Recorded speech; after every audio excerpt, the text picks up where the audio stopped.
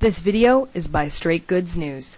SGNews.ca. Look, I think it's very important that Canadians hear their leaders voice a profound concern about what's happening with respect to the loss of civilian life.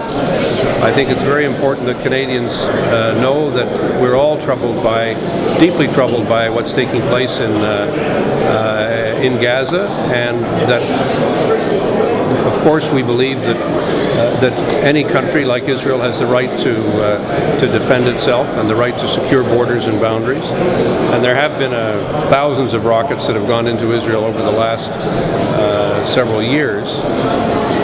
And at the same time, I think we need to be able to say that we favor long-term, we favor a two-state solution between the Palestinians and the Israelis, and we very much want a ceasefire to take place, and we want everything to be done to protect civilian life. I think it's important that Canadians understand that they don't want any more Western countries to try to help them solve the problems. And we've seen that Egypt has now put itself into the fray, and I mean, given its relationship with Israel and its support for the Palestinians, do you take it as a sign of hope? Are you optimistic about Egypt's? Well, I think that in every conflict, you want people in the region to take as much responsibility for bringing the parties together and for trying to resolve a crisis as possible. So I think the fact that the Egyptians and the Turks are both playing a role in trying to encourage a ceasefire and in trying to get the parties to agree. The Secretary General of the UN is there today.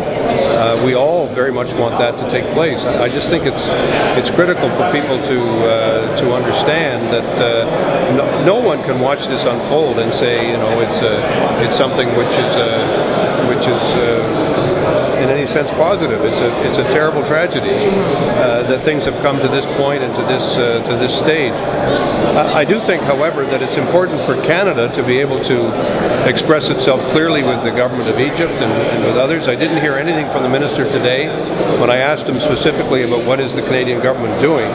It's not about making statements, it's about actually getting on the phone, trying to really understand and talk to the leaders of different governments to make sure that we understand exactly what is holding back the possibility of a ceasefire and what we can do to bring those conditions about. Does anyone listen to Canada anymore? I mean, I feel like we've been losing credibility since we were denied a seat on the UN Security Council. I think the important thing for Canada is for us to continue on the same positive path that's been developed over many, many decades, and that is to really recognize that we have, as a country coming out of the Second World War, we have a profound commitment to peace, and we've built that reputation in the Middle East with respect to what happened in Suez and at other points.